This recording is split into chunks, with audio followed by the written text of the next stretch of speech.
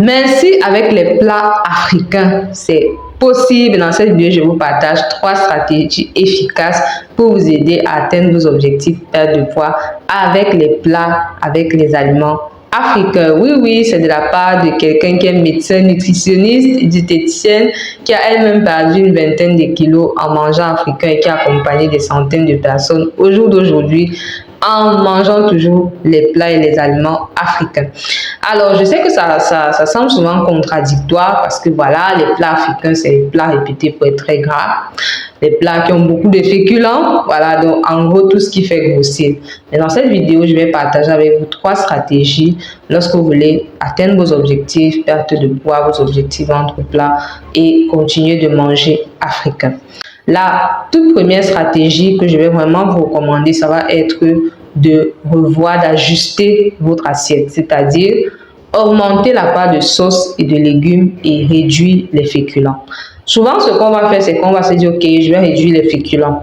Mais si vous réduisez seulement les féculents, vous gardez les mêmes quantités de sauce, les mêmes quantités de légumes, etc., vous allez avoir faim. Et quand vous aurez faim, vous aurez envie de grignoter. D'accord? Donc, ça ne va pas résoudre le problème. Par contre, si vous augmentez la part de sauce, de légumes et même voilà, de poissons, et vous réduisez un peu les féculents, ça va vous aider à vous rassasier d'une autre manière, d'accord? Donc ça, c'est très important. Il faut revoir vraiment la façon dont vous composez votre assiette parce que les féculents, effectivement, étant riches en amidon, déjà, c'est lourd sur le plan digestif et en plus de cela, ça va beaucoup plus stimuler en fait l'hormone insuline, voilà, qui est l'hormone de stockage du gras. Quand vous les prenez en grande quantité, comme c'est souvent le cas dans nos assiettes. Donc, essayez d'appliquer cette stratégie. Je sais que ça va vraiment vous aider. La deuxième stratégie, en ce qui concerne les plats africains, ça va être, oui, bien évidemment, de revisiter les recettes. Alors, si vous voulez continuer de manger africain et que vous mettez autant d'huile, voilà, vous mettez autant de gras, autant de ceci, c'est clair que ça va être un peu difficile de pouvoir retrouver votre belle silhouette. Par contre, si vous apprenez à revisiter les recettes, ça va énormément vous aider. Et en description, vous avez un lien sur la cuisine diététique africaine. Voilà, n'hésitez pas à regarder, ça pourra vous inspirer, vous montrer un peu comment la revisitation des recettes se passe. Oui, c'est possible avec les aliments africains de faire une cuisine saine, de faire une cuisine diététique. D'accord? Donc, ça, c'est pour la deuxième stratégie. Donc, revisiter les recettes, diminuer un peu les quantités d'huile, retirer le cube, s'il vous plaît, mesdames. Voilà.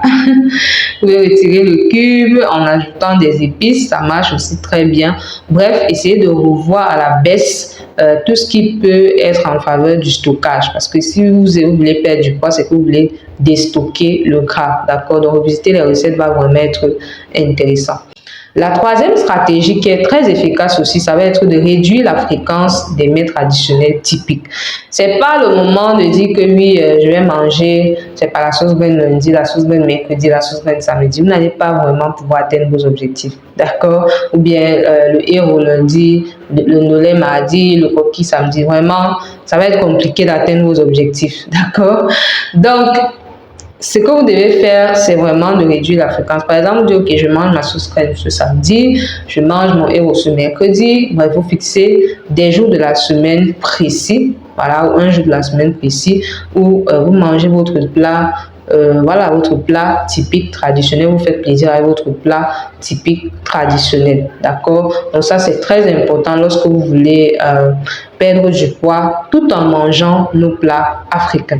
Alors, je vais ajouter aussi une stratégie bonus qui pourra vous aider. Cette stratégie bonus-là va tout simplement être de prendre le temps de bien mâcher. Alors, souvent, on ne prend pas le temps de bien mâcher. Voilà, on mange vite, d'accord? Limite, on avale les compléments, on avale le fouton, on avale le foufou, etc.